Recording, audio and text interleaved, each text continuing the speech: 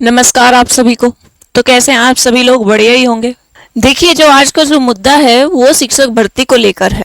सरकार जो भी आजकल कदम उठा रही है उसको देखते हुए लगता नहीं है कि आगे उसका कोई भी प्लान है शिक्षक भर्ती को लेके। आप मेरे पीछे लगे एक पेपर कटिंग को ही देख लीजिए। अब अपने देश की विडंबना तो देखिए कि जहां पर बच्चों के भविष्य के साथ कितना खिलवाड़ किया जा रहा है, बेरोजगारी को बढ़ाया जा रहा है, जहाँ पे शराबें तो नई नई नई दुकानें खोली जा रही हैं शराबों की, और स्कूल जहाँ पे बंद किए जा रहे हैं। अब स्कूल बंद तो छोड़िए, अब जो स्कूल बचे हैं उनको आपस में मर्ज किया जा रहा है। ठीक है, मर्ज नाम का ये जो ब्लैक होल है ये बेसिक शिक्षा विभाग को ही नहीं बल्कि आने वाली जितनी भी भर्तियां होंगी उनको भी प्रभावित करेगा। तो देखिए, मैं आपको कुछ आंकड़ा दिखाती हूँ जिस आंकड़े को देखकर आप चौंक जाएंगे कि कितने स्कूलों को बंद किया जा चुका है, कितनी छात्र संख्या कम हो चुकी है, कितने शिक्षक सरप्लस थे और कितने शिक्षकों को सरप्लस शिक्षकों को दूसरे स्कूलों में भेजा जा चुका है, कितनी वैकेंसियों को कम किया जा चुका है। देखिए, मैं आपको एक आंकड़ा दिखाती हूँ। अगर हम बात करें आज की, तो आज जितने भी अब प्रसिद्ध स्कूलों की जो संख्या है वो 1,32,000 है, जहां पर उच्च प्राथमिक स्कूल 45,625 है और 85,000 प्राइमरी स्कूल है, जिन स्कूलों में 1,49,00,000 बच्चे पढ़ रहे हैं। इन 1,49,00,000 बच्चों के साथ भी धोखा किया जा रहा है और आगे आने वाली भर्तियों को भी कम किया जा रहा है।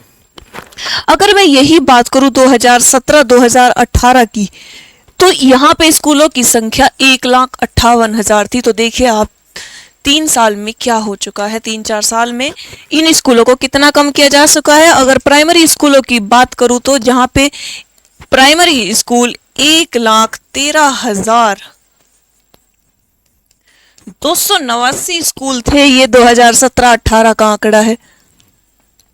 और अब इन स्कूलों की संख्या 85,000 है, जिनमें से भी स्कूलों को बंद किया जा चुका है, स्कूलों को मर्ज किया जा चुका है। तो आप एक आंकड़ा लगभग लगा लीजिए, जिसमें 50,000 विद्यालय अब बचेंगे।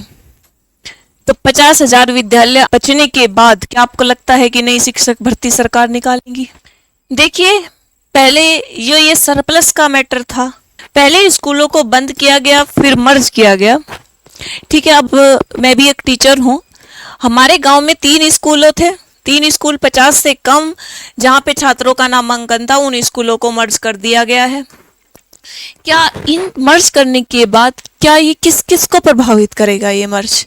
आपको लगता है कि किसी मतलब जो भी प्राइवेट सेक्टर हो गए या फिर जो सरकारी मुद्दे से इन चीज़ों से नहीं जुड़े हैं, उनको लगता है कि ये मर्ज करना सही तो है, बेफालतू में सरकार इनको तनख्वाह दे रही है। लेकिन आप सोचिए, क्या ये किसको प्रभावित करेगा ये मर्ज का?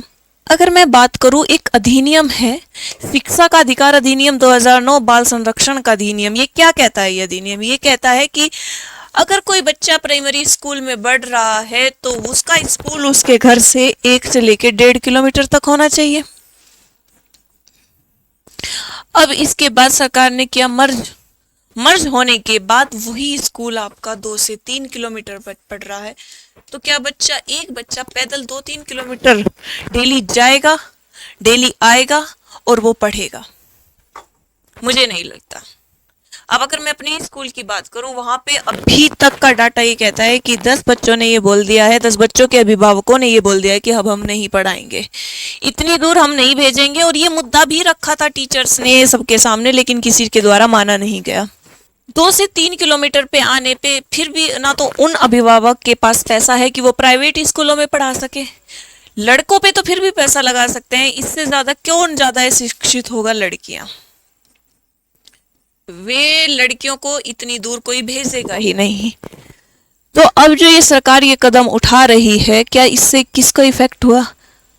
इससे इफेक्ट 2 लोगों को हुआ। एक आगे आने वाली भर्तियां कम हो गई, और जो स्कूल में पढ़ रहा छात्र वो अशिक्षित होगा।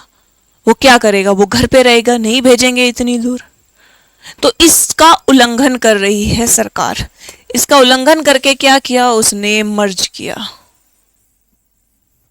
ठीक है, स्कूल मर्ज किया। जिन स्कूलों ने आईएएस और जिन स्कूलों ने वैज्ञानिकों को दिया है, उन स्कूलों को बंद किया जा सका है। उन स्कूलों को सुधारने की बजाय उन स्कूलों को बंद किया गया है।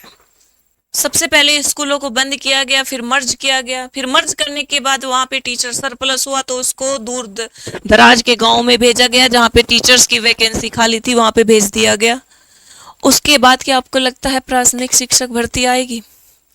तो मैं यही पूछना चाहती हूँ सरकार से, और आप सभी लोगों को पूछना चाहिए जो शिक्षक भर्ती की तैयारी कर रहे हैं, तो क्या आगे आने वाले समय में कोई शिक्षक भर्ती उत्तर प्रदेश की सरकार निकालेगी?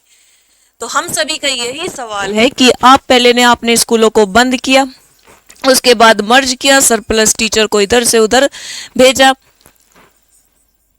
क्या इसके बाद प्राथमिक भर्ती आएगी?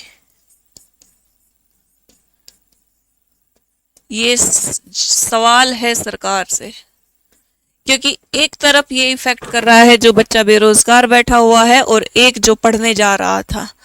मतलब मुझे नहीं लगता कि सरकार शिक्षा देना चाहती है या शिक्षित करना चाहती है। आजकल स्कूल चलो अभियान और स्कूल बंद करो अभियान दोनों ही साथ चल रहे हैं। तो पूछते हैं सरकार से प्राथमिक शिक्षा भर्ती कब आएगी?